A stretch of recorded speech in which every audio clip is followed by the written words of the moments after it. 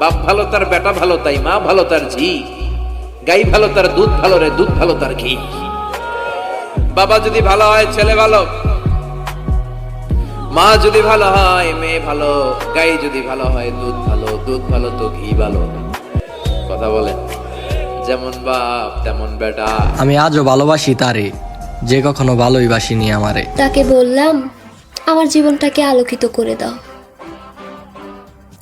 সে আগুন ধরাই দিছে। আমারে যে পাইছে সে অপমান করছে, অবহেলা করছে, আর যে পায় নাই সে কান্না করছে।